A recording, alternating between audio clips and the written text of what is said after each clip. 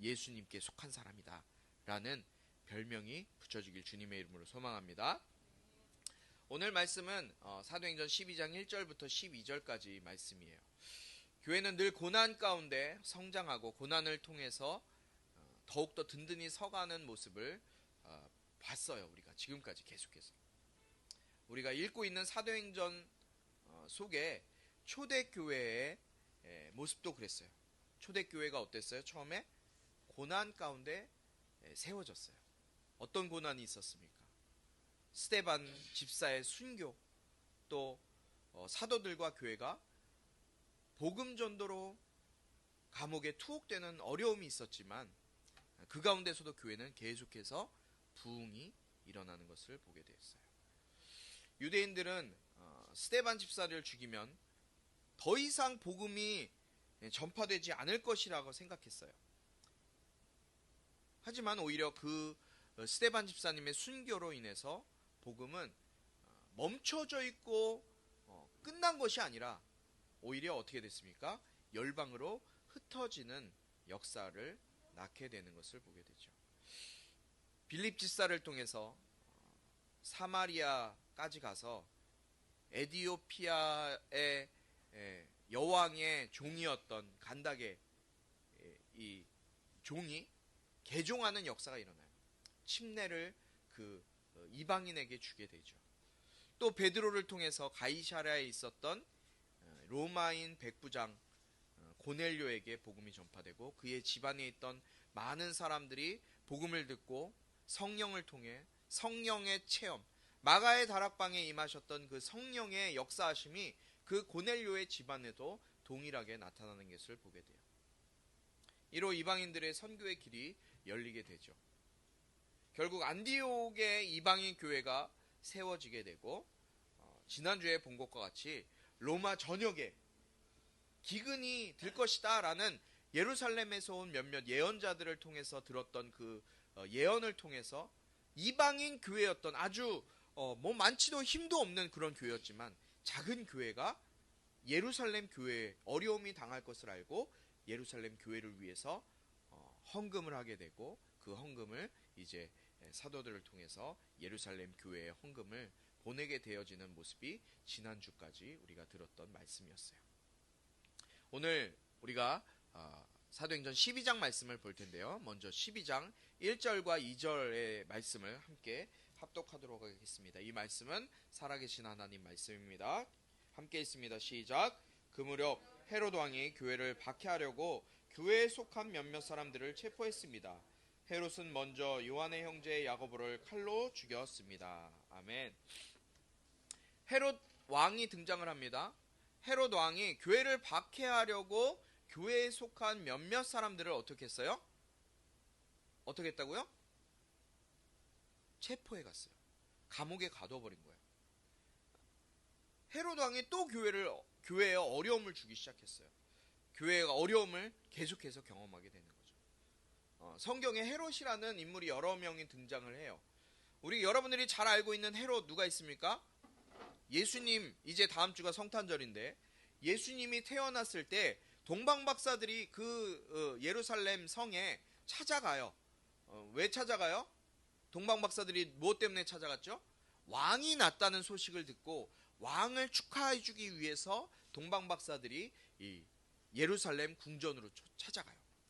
그런데 그 예루살렘 궁전에 누가 살았어요? 예수님이 거기서 태어나셨어요? 아니죠. 예수님은 저기 나사렛이란 동네 작은 마국간에서 태어나셨는데 동방박사들이 왕이 나셨다라는 그 별의 움직임을 통해서 예루살렘으로 갔을 때 그 예루살렘에 있었던 헤롯 왕이 있었어요. 그 왕이 바로 헤롯 대왕이라고 부르는 사람이에요. 이 헤롯 대왕은 그때 당시에 왕이 태어났다는 소식을 듣자마자 이거 뭔가가 있구나 라는 직감을 하게 돼요. 그래서 어떻게 했어요? 2살 미만의 모든 남자아이들을 다 죽여라 라는 명을 내리게 돼요. 그때 나오는 인물이 누구예요? 헤롯 대왕이에요. 자, 이 헤롯 대왕에게는 아들이 4명이 있었다 그래요. 근데 이 헤롯이라는 이름, 우리 성이 헤롯인가 봐요. 어쨌든 이 헤롯의 아들들의 이름도 헤롯이었어요. 그러니까 헤롯, 뭐 또 알고 있는 사람 누구 있어요? 오늘 말씀에 나오는 이 헤롯은요, 그 왕의 손자예요. 헤롯 대왕의 손자. 그런데 이 헤롯 왕의 이 헤롯 대왕의 아들들의 이름은 헤롯 아켈레오라는 왕이 있고요. 또 헤롯 안디바, 헤롯 빌립, 이런 왕들이 동일하게 헤롯이라는 이름으로, 이 헤롯 대왕이 죽고 난 다음에 그 이스라엘 그 지역을 분할해서 분봉 왕으로 통치를 하게 되는 일이 일어나게 돼요. 그러니까 무슨 말이에요? 헤롯 왕이 죽고 나서 자기 아들들에게 이스라엘을 이렇게 구역을 나눠서 다스릴 수 있도록 분봉 왕으로서 있었다는 것입니다. 그런데 그들은 또 계속해서 그리스도인들을 핍박하는 모습 가운데 이 헤롯 집안이 사용되어지게 돼요. 오늘 이 본문에 나오는 이 헤롯 아그리빠 1세라고 해요. 오늘 등장하는 이 헤롯 대왕은 헤롯 아그리빠 1세. 여러분들 뭐 이거 별로 중요한 건 아니지만 그래도 헷갈릴까봐 여러분들이 좀 어느 정도는 이해하실 필요가 있기 때문에 설명드립니다. 이 헤롯 아그리빠 1세는 헤롯 안디바의 조카였어요. 이 사람은 자기의 정치적인 입지를 곤고히 하기 위해서 자기의 정치적인 생명을 연장하고 사람들에게 인정받기 위해서 누구에게 환심을 사야 됐냐? 이 사람은 유대인들에게 환심을 사야 됐어요. 유대인들에게. 왜냐하면 유대인들이 당시에 대부분의 그 이스라엘 지역을 살아내고 있었고 그곳에서 그들이 힘을 가지고 있었기 때문에 정치적인 힘이나 또 경제적인 힘이나 모든 힘들이 유대인들에게 있었기 때문에 유대인들의 환심을 사야 됐기 때문에 유대인들의 미움을 사고 있었던 사람들이 누구였어요? 그 당시에 예수님을 믿는 그리스도인들이었어요. 그러니까 이 유대인들 대부분의 사람들에게 인정을 받고 표를 얻기 위해서 누구를 괴롭히는 거예요? 소수였던 그리스도인들을 괴롭히는 거예요. 이들을 괴롭히면 누가 기뻐하니까? 유대인들이 기뻐하니까. 여러분, 우리가 정치에서도 많은 사람들의 표를 얻기 위해서는 누구의 환심을 사야 돼요? 표를 가지고 있는, 표를 행사할 수 있는 사람들의 마음을 사는 게 중요하잖아요. 마찬가지였어요. 그래서 이 헤롯 아그리빠 1세가 그리스도인들을 핍박하는 것에 박해하는 일에 서슴지 않고 자기의 모든 힘을 동원하고 있었던 거예요. 그래서 이 헤롯 아그리빠는 요한의 형제였던 예수님의 제자 중에 한 사람이었던 야고보를 칼로 죽이게 돼요. 오늘 2절에 나오죠. 칼로 죽였다는 얘기는 참수했다는 거예요. 참수. 지금 그림에 나오는 것처럼 저렇게 야고보 사도를 칼로 쳐서 목을 쳐서 죽이는 일을 하게 돼요. 이 야고보는 예수님의 제자 중에 첫 번째 순교자가 되게 돼요. 여러분, 예수님의 제자 중에 야고보가 2명이 있어요. 세베대의 아들 야고보와 알페오의 아들 야고보. 이 2사람이 있는데 알페오의 아들 야고보는 우리가 보통 작은 야고보라는 별명을 갖고 있어요.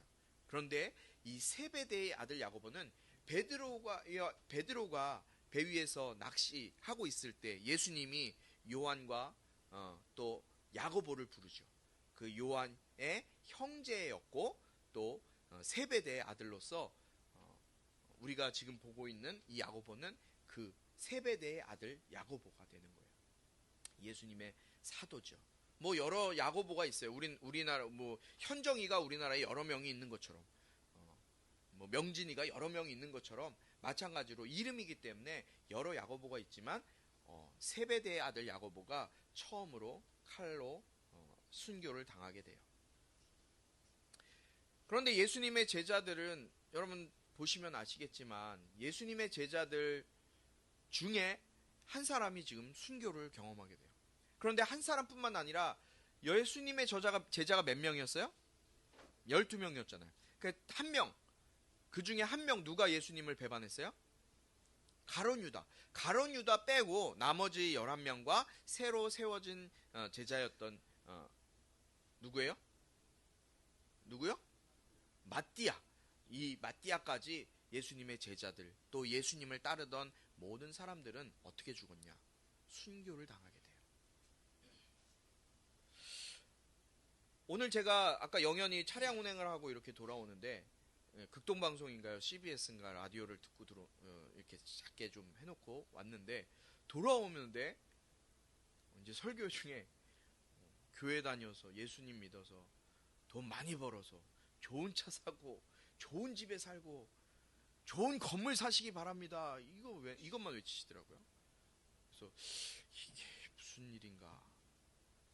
여러분, 우리가 예수 믿고 교회 잘 다니면 어려움 없고 잘 될 것이라고 생각했는데 예수님의 제자 12명은 전부 다 순교를 당해요. 예수님 때문에 죽임을 당해요. 왜 예수님 잘 믿고 예수님 따르고 예수님을 사랑하고 예수님을 따라다니는 사람들에게 왜 고난이 찾아와요? 왜 고난이 올까요? 왜 아픔이 오고 왜 문제가 생기고 가정에는 늘 어려움이 있고 내 삶 가운데도 문제가 생기고 왜 그럴까요? 예수님을 잘 믿고 예배도 잘 드리고 신앙생활 잘하면 그런 일들이 없어야 되는데 예수님을 나는 잘 믿는 것 같은데 내 인생 가운데 항상 문제가 생기고 어려움이 찾아요. 이게 우리의 늘 고민 아니에요? 그리스도인들의 고민이에요. 난 그래도 교회 잘 다니고 나 그래도 헌금 잘 내고 나 예수님 잘 믿는데 나 그래도 이 정도면 이 정도는 내가 열심히 하고 있는데 왜 내 인생 가운데 항상 황금길이 펼쳐지지 않고 거친 고난의 길이 펼쳐질지? 이런 고민이 있는 것, 우리의 고민이라는 거예요.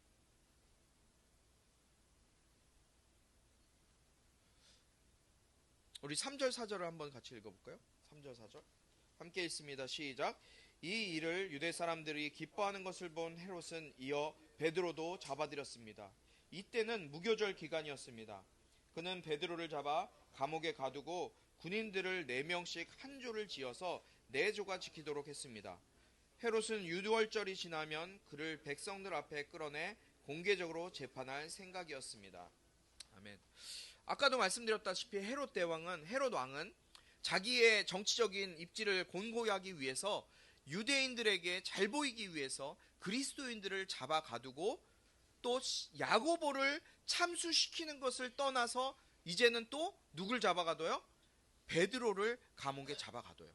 그런데 지금 베드로를 잡아 가둔 유대인들이 막 좋아하니까 이것이구나 생각하고 베드로를 잡아서 이제 옥에 또 가둬요. 그런데 그때가 어느 때였어요?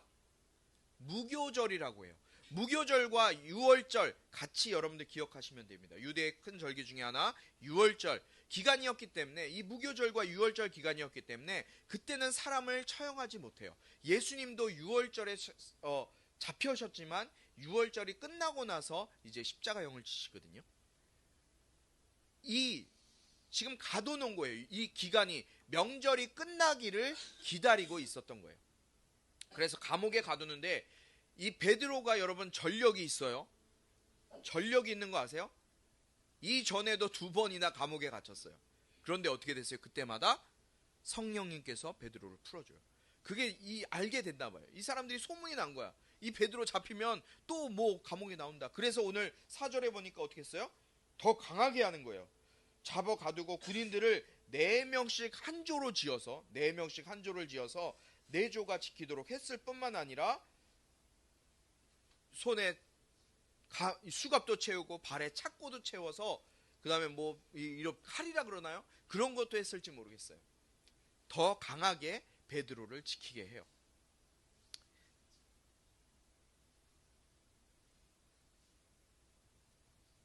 자, 그런데 베드로를 이렇게 지키고 있는데 베드로를 어떻게 하기 위해서 지금 잡아 가둔 거예요? 베드로 역시도 죽이기 위해서. 이 헤롯은 베드로 역시도 죽이기 위해서 가둬놨어요. 아까 야고보는 순교를 당했어요. 베드로도 지금 까딱하면 순교를 당할 지금 상황에 와 있는 거예요.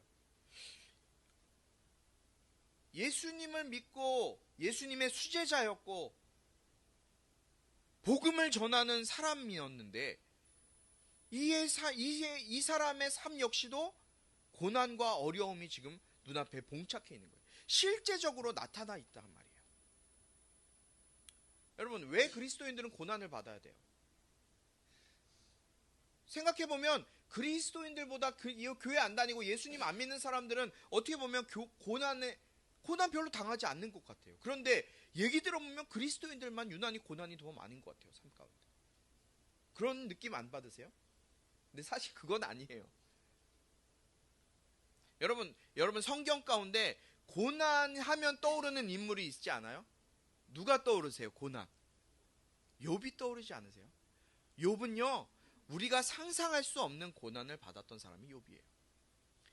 욥은 그런데 반대로 하나님께 인정받는 자였어요. 어떤 인정을 받았던 사람이에요? 의로운 자라는 인정을 받았던 사람이 바로 욥이에요. 그런데 욥은 하루아침에 자기의 모든 재산 한꺼번에 다 날아가요. 자기가 키우고 있었던 모든 재물들 다 날아가요. 너무나 그 재물들이 커서요, 뭐가 무너지고 뭐가 막 생겼는데 한 떼가 죽고 두 떼가 죽어도 다 끝나지 않았어요. 결국 다 끝나요. 하루아침에 자기의 10명의 자녀들이 첫째 아들 생일 파티하러 첫째 아들 집에 모여있다가 집이 무너져서 하루아침에 10명의 자녀들이 다 죽음을 당해요. 그것뿐이에요. 자기 와이프는 아이고 잘한다, 저거 하나님 잘 믿네. 야, 그렇게 열심히 잘 믿으면 좋은 일 생겨야지. 네가 믿는 하나님 욕하고 떠나. 그러면서 저주하고 자기 남편을 저주하고 떠났어요. 그것뿐이에요. 욥의 몸에 악질이 생겨서 악창이 나서 깨진 기와돌로 몸을 긁어서 피가 질질질 나야 그런 어려움을 하루아침에 경험하게 돼요. 그를 친구들이 찾아오죠. 빌닷, 소발, 엘리바스, 이 세 사람이 찾아와서 욥, 너 뭔가 하나님 앞에 잘못했지. 너 회개해. 3번이나 욥과 실랑이를 벌여요. 언쟁을 벌여요. 나중에는 어린 친구였던 엘리후마저 와서 욥, 너 하나님 앞에 무죄하다고 했던 것 그거 하나님 앞에 회개해. 네가 잘못하지 않았으면 왜 이런 어려움이 있어? 하나님은 분명히 인과응보가 있는 거야. 네가 잘못했으니까 너에게 이런 벌이 있는 거야 라고 이야기를 해요. 그런데요, 여러분 39장부터 42장까지 있거든요. 39장 하나님이 욥을 책망하세요. 그리고 40장에 인간의 무능함에 대해서 동물을 빗대어서 또 말씀하세요. 그리고 41장에 또 욥을 책망하세요. 40장, 41장, 38장부터 38, 39, 40, 41장까지 욥을 책망하고 인간의 무능함을 계속해서 말씀하세요. 그 말씀을 듣다가 욥이 42절에 하나님이 지금 나에게 주시는 그 말씀을 깨닫고 42장 2절에 이렇게 고백해요. 우리 42장 2절 한 목소리로 같이 좀 읽어볼까요? 시작. 모든 일을 하실 수 있고 계획하신 일은 무엇이든지 이루신다는 것을 알았습니다. 아멘. 욥이 왜 이런 말을 했을까요? 나는 주께서 모든 일을 하실 수 있고 계획하신 말은 무엇이든지 이루시는 것을 알았습니다. 욥이 깨달은 거예요. 여러분, 하나님은요, 창조자예요. 우리를 지으실 뿐만 아니라 이 모든 우주 만물을 창조하신 분이 하나님이신 거예요. 하나님 보시기에 우리는 티끌만치도 않아요. 눈에 보이지 않는 지금 여기 떠다니고 있는 이 산소 원자, 이 티끌만치도 안한 존재가 바로 여러분과 저예요. 아무것도, 하나님께는 아무것도 아닌 존재가 여러분과 저라는 거예요. 이런 아무것도 아닌 존재가 어찌 하나님 앞에 왜 나에게 이런 어려움이 옵니까? 내가 왜 이런 고난을 당해야 됩니까? 라고 물을 수 있는 것조차 할 수 없는 일이라는 거예요. 그냥 하나님은 하나님이신 거예요. 여러분 인생에 고난이 찾아와요? 왜요? 아니요. 그거는 여러분들의 삶 가운데 그냥 나타나는 현상일 뿐이에요. 그 고난 가운데 하나님이 나의 주인이시라는 것을 인정하는 자, 예수의 이름만이 나를 살리고 예수의 이름만이 나를 온전케 한다는 것을 깨달은 자, 그 자를 하나님이 붙드시는 거예요. 영연이 지금 저렇게 고통스러워하고 있죠. 그걸 고칠 수 있는 분 누구세요? 예수의 이름밖에 없어요. 예수의 이름밖에 없는 거예요. 여러분들의 삶 가운데 어려움이 찾아오고 문제가 생기고 말할 수 없는 고난이 있을 때 그것을 해결할 수 있는 것은 오직 하나님이, 창조주 하나님이 우리에게 주신 예수의 이름밖에 없는 거예요. 교회에 어려움이 찾아올 때 어떻게 합니까? 5절 말씀 함께 읽도록 하겠습니다. 5절 함께 읽습니다. 시작. 이렇게 베드로는 감옥에 갇혔고 교회는 그를 위해 하나님께 간절히 기도했습니다. 고난이 찾아올 때 어떻게 했어요? 교회가 간절히 기도했어요. 베드로가 지금 옥에 갇혀서 이 무교절이 끝나면 야고보처럼 참수형을 당할 텐데, 하나님, 우리 교회에 왜 이런 고난이 와야 돼요? 내 인생 가운데 왜 이런 고난이 와야 돼요? 따진 것이 아니라 하나님 예수의 이름을 붙들고 있는 저 베드로 사도 주님께서 지켜주세요. 교회가 기도한 거예요. 여러분, 우리 주변에, 우리 가운데 힘들고 어려운 영혼들을 위해서, 함께 그 영혼을 위해서 기도할 수 있는 초대교회가 되길 주님의 이름으로 축복합니다. 고난이 어떻게 왔느냐? 우리가 잘못해서 온 것도 아니에요. 하나님이 벌을 내려서 주신 것도 아니에요. 확인할 수 있는 방법은 없어요. 그러나 고난이 찾아오고 어려움이 왔을 때 우리가 할 수 있는 것, 고난을 보는 것이 아니라 우리가 무엇을 의지하느냐, 누구를 의지하느냐, 우리의 간절한 마음으로 우리가 하나님을 찾을 때, 하나님을 의지할 때, 그때 주님이 우리의 기도에 응답해 주시는 거예요. 여러분, 혹시 최선규 아나운서를 여러분 아세요? 제가 이걸 본 거는 아닌데요, 예전에 SBS 아나운서였죠. 아주 잘 나가시던 분이었어요. 이 아나운서에 대한 이야기를, 간증을 제가 그냥 누구의 간증을 통해서 들었어요. 이 최선규 아나운서가 SBS 아나운서로 잘 나갔고요. 이 집안은요, 대대로 불교 집안이에요. 결혼했는데 외갓집, 이 결혼 아내 장모님 댁이죠. 처가집도 대대로 불교 집안이었대요. 이 최선규 아나운서는 대학 때 불교 학생회 회장까지 했어요. 기독교적인 것은 전혀 찾아볼 수가 없는 사람이었어요. 그런데 이 최선규 아나운서 가정사가 뭐 자세하게 모르겠지만 모든 집안에, 자기네 집안에 아들밖에 없었대요. 딸이 없었대요. 딸 한 사람도 없었대요. 그런데 첫째도 자기는 아들을 낳고 자기의 형제들도 다 아들을 낳는데 자기가 둘째를 낳는데 둘째가 딸이었던 거예요. 딸이니까 집안에서 막 대경사가 나는 거예요. 막 경사가 나서 막 환호하고 너무너무 즐거워했대요. 너무너무 사랑했고 소중한, 모든 집이 이 둘째 딸의 모든 초점이 맞춰진 거예요. 그런데 어느 날 이 최선규 아나운서가 SBS 방송을 하고 있을 때였어요. 방송을 하고 있을 때 이 딸은 이제 집에서 놀고 있었겠죠. 아파트 단지 내에서 놀고 있다가 방송을 하고 있는데 12시 방송인가를 하고 있을 때 비보가 들려오게 돼요. 어떤 비보냐면 자기 집에 딸이 3살이었어요. 3살 딸이 집 앞에서 놀다가 몇 톤 트럭인지 자세히 기억이 나지 않지만 그 몇 톤짜리 트럭이 뒤로 후진하다 이 딸을 밟고 배를 치고 배 위로 치고 넘어간 거예요. 이 아이는 어떻게 됐겠어요? 이 3살짜리 꼬마 아이를 트럭이 그냥 밟고 지나간 거예요. 배 위를 밟고 지나간 거예요. 살 수가 없었겠죠. 방송이 끝나고 나오니까 후배 아나운서가 쪽지를 주더래요. 여의도 성모병원, 어디 뭐 성모병원에, 강남 성모병원인가, 거기서 자기 딸 아이가 사고가 나서 응급실에 있다라고 이걸 받고, 그때 당시에는 이제 SBS가 다 여의도에 있으니까 여의도에서 방송을 하고 이제 집으로 가는데,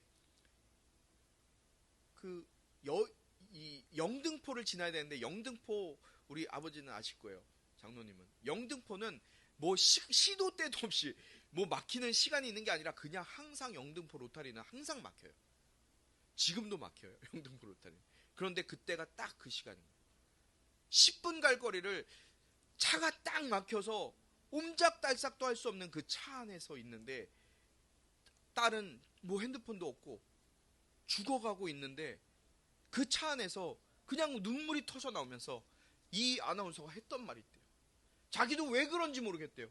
하나님 살아계시다면 정말 내 딸 한 번만 살려주세요. 그럼 내가 하나님 하라는 대로 다 할게요. 하나님이랑은 전혀 생각지도 못했고, 하나님 믿고 예수님 믿는 사람, 핍박했던 사람이 그 차 안에서 자기 딸이 죽어갈 때, 하나님 내 딸 한 번만 살려주세요. 살려주시면 내가 하나님 하라는 대로 다 할게요. 그 고백을 했대요. 그리고 병원으로 달려가서 1시간 반인가를 걸려서 그 병원에 가서 딸을 봤는데, 온 집안 식구들이 응급실 밖에서 벽을 치면서 울고 있더래요. 봤더니 딸 아이는 그 바퀴 달린 하얀 그 병원 침대 있잖아요. 거기에 하얀 천으로 머리까지 다 눕혀 있더래요. 죽은 거죠.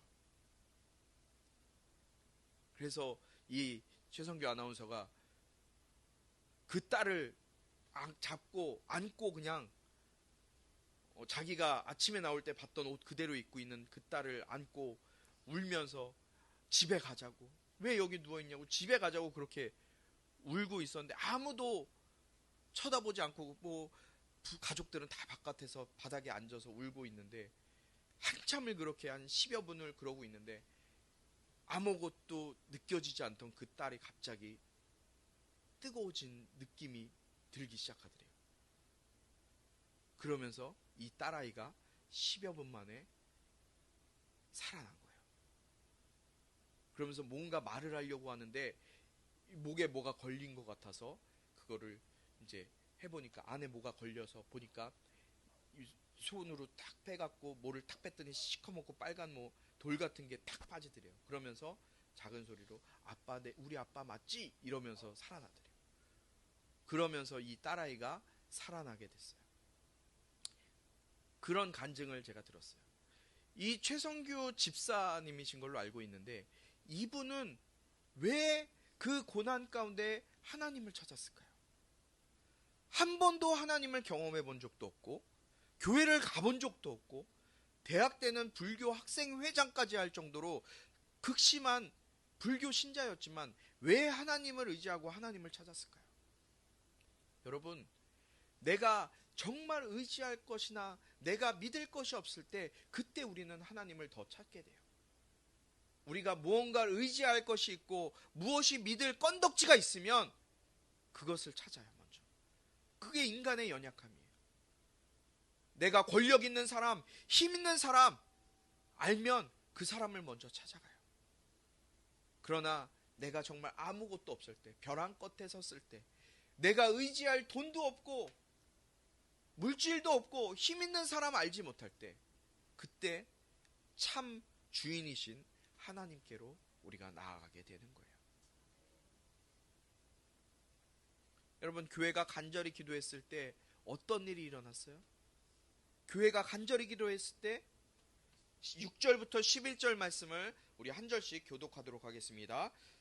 제가 먼저 읽습니다. 헤롯이 베드로를 재판장으로 끌어내려고 하던 전날 밤, 베드로는 2개의 쇠사슬에 묶인 채 2명의 군인들 사이에서 잠들어 있었고 경비병들이 감옥 문을 지키고 서 있었습니다.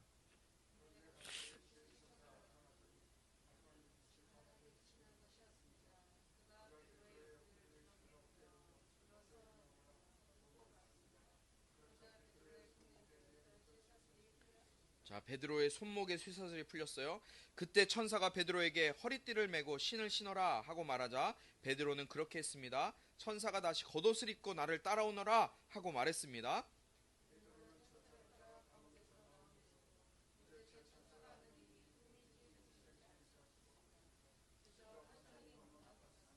10절 같이 읽겠습니다. 그들은 첫 번째 경비병들과 두 번째 경비병들을 지나서 성으로 통하는 철문에 이르렀습니다. 그 문이 저절로 열려 그들은 바깥으로 나왔습니다. 거리를 하나 지나자 갑자기 천사가 떠나갔습니다.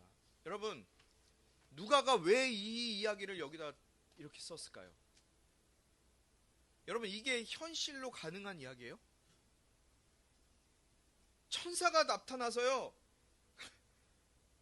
쇠사슬에 묶인 채 두 명의 군인들 사이에서 베드로가 잠들어 있었어요. 베드로 참 잘 자죠. 이런 상황에서도 자고 있어요. 지금 자기 목숨이 앞에 있는데 자고 있는 거예요. 자, 쇠사슬에 묶인 사이에서 잠들어 있었어요. 그런데 갑자기 주의 천사가 나타났어요. 감방에 흰 빛이 들더니 깨워요. 어서 일어나라. 손목에 쇠사슬이 차 있었는데 쇠사슬이 끊어져요. 풀어져요. 자기는 어떤 거 한 건 없는 것 같아요. 쇠사슬이 풀어질 뿐만 아니라 옷을 입어라. 옷도 입어요. 옷 입으니까 외투 입으래요. 외투 입었어요. 그러더니 나를 따라오래요. 나가요. 감옥문이 지금 닫혀 있는데 문을 지나서 나가요. 경비병들이 서 있어요. 첫 번째 경비병들. 얼마나 도망갈까 하고 소문이 났는지 경비병들을 지금 몇 개를 지금 건너야 돼요. 경비병들을 지나가요. 그냥 지나가는 거예요. 두 번째 경비병도 지나갔어요. 그 쭉 걸어갔어요. 옥문이 지났어요. 바깥에 나와봤어요. 그랬더니 천사가 떠났어요. 자기는 이게 꿈이야 생시야 했는데 밖에 나와 있는 거예요. 여러분, 이게 현실적으로 가능한 이야기예요? 왜 이런 장면을 누가가 기록했을까요? 왜 기록했을까요? 베드로는 아까 잔다 그랬죠? 왜 그렇게 베드로는 자고 있었을까요? 베드로는 아마 교회를 믿었을 거예요. 하나님의 일하심을 믿었을 거예요. 교회가 나를 위해서 기도해 줄 거라는 것을 믿었을 거예요. 그리고 염려하지 않았어요. 그래서 베드로가요, 나중에 베드로전서 5장 7절에 이렇게 고백해요. 너희는 너희 염려를 다 주께 맡기라. 이는 그가 너희를 돌보십니다. 염려 있으신 분들 계십니까? 베드로는 알았을 거예요. 누가 나를 돌보신다? 하나님이, 주님이 나를 돌보신다. 나를 돌보시는 그 주님 앞에 여러분들이 가지고 있는 염려를 맡겨드리세요.